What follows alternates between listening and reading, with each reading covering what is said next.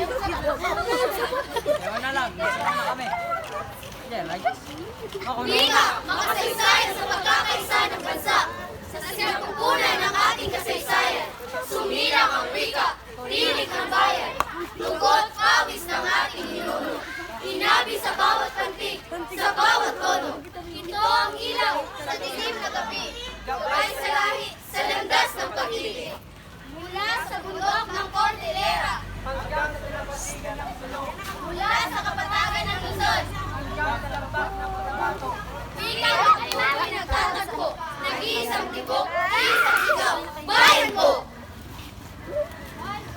Pilipino, wika ng puso't kaluluwa, batis ng alaala, daluyan ng diwa, sa bawat titik ay may kwento ng sakripisyo, sa bawat pantig ay may buhat ng tagumpay. Wika ay hindi lamang salita, ito'y ating pagkatao.